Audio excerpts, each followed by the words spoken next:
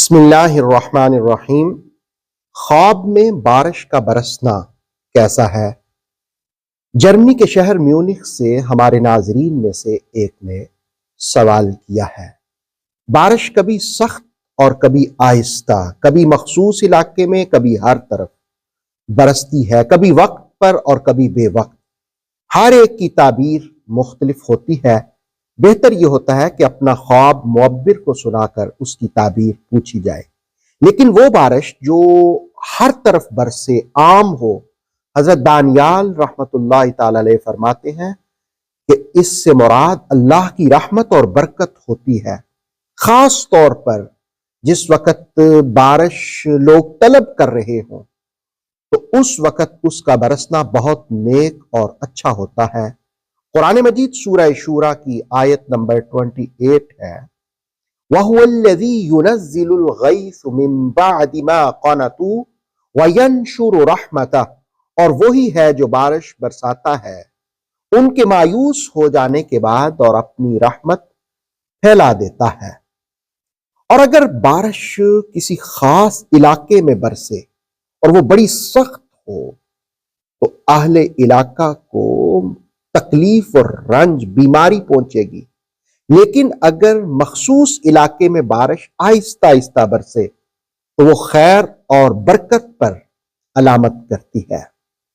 ابن سیرین رحمت اللہ تعالی علیہ فرماتے ہیں کہ سخت بارش اپنے وقت پر برستے ہوئے دیکھنا دراصل رنج اور بلا کے لشکر پر دلالت کرتی ہے۔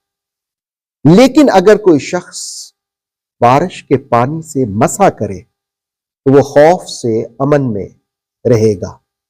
اور اگر کوئی شخص دیکھے کہ اس پر بارش برستی ہے، صرف اسی پر، تو دلیل ہے کہ سفر کو جائے گا اور وہ سفر بھی اس کے لیے خیر اور نفع والا ہوگا۔ حضرت کرمانی رحمت اللہ تعالی علیہ فرماتے ہیں کہ اگر بارش کی جگہ آسمان سے شہد برسے تو خیر اور نفع اس ملک والوں کے لیے ہوگا، اس لیے کہ وہ کہتے ہیں کہ آسمان سے جو چیز بھی برسے تو اسی کی جنس مراد ہوتی ہے۔ اب شہد چونکہ نفع والی چیز ہے تو اس لیے فائدہ اور منفعت ہی ہوگی۔ اور اگر کوئی شخص بارش کا پانی پیے، اگر تو وہ بارش کا پانی صاف ستھرا، روشن، چمکدار ہو تو اسی قدر اس کو خیر پہنچے گی۔ لیکن اگر وہ بارش کا پانی سیاہ اور بے مزہ ہو تو اسی قدر اس کو بیماری اور رنج اٹھانا پڑے گا۔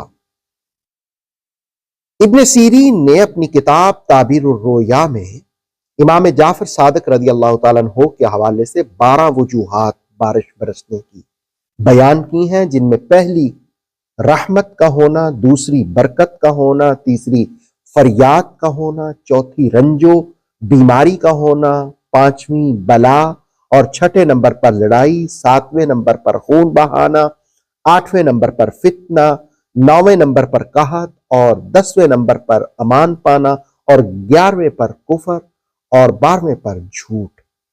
یہ مختلف طرح سے بارش کو دیکھا جائے تو پھر اس حساب سے تعبیر ہوتی ہے، کیونکہ تعبیر اور تعویل بتانے کے بھی کچھ آداب ہوتے ہیں۔